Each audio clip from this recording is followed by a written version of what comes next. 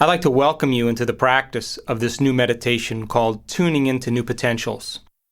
This has become a very popular meditation, and I wanted to take a few minutes to explain why we do this and demystify the process so that you have more abilities when you practice your meditation.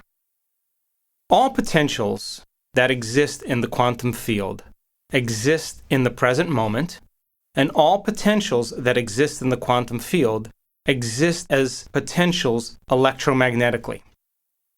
Our job then is to change our energy to match those potentials that already exist in the quantum field.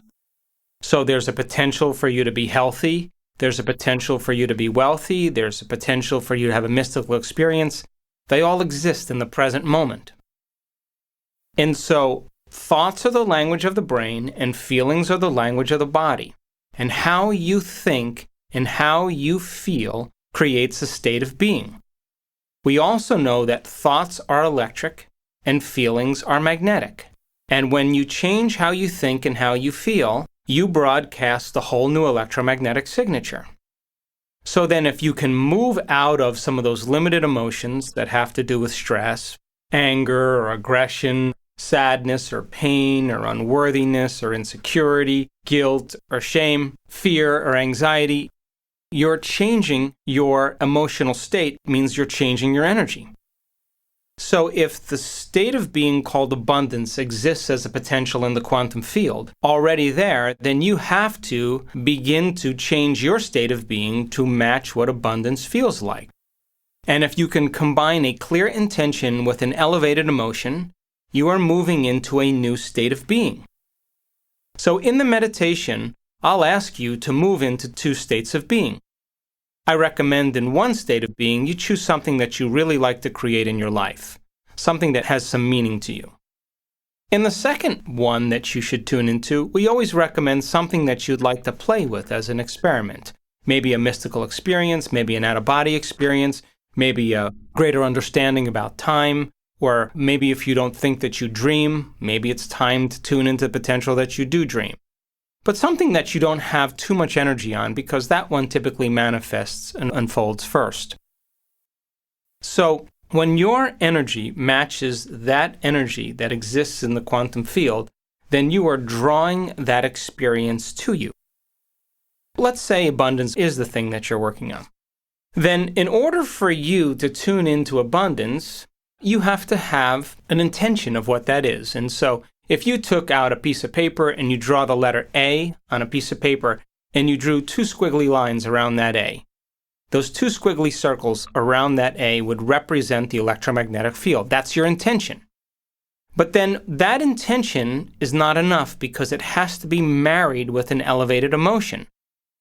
So most people, when they want abundance, what they really want is freedom. They want the freedom to do whatever they want, whenever they want, with whoever they want, as many times as they want. So the emotion or the sponsoring thought behind abundance is the emotion called freedom. Then in order for you to move into a new state of being, when I say, what is that first potential you want to tune into?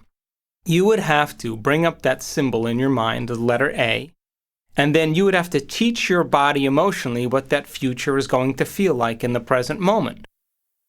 And when you combine that clear intention with an elevated emotion, you're moving into a new state of being, and your brain and body are no longer living in the past, but now they're beginning to be defined by the future. Now, when you move into that state of being, a state of being is a personality, and a personality creates a personal reality. So then, as you move into a new state of being and you're broadcasting a new signature into the field, I'm going to say to you, now live in that future, now. What choices will you make? What behaviors will you demonstrate? What experiences await you and how will they feel?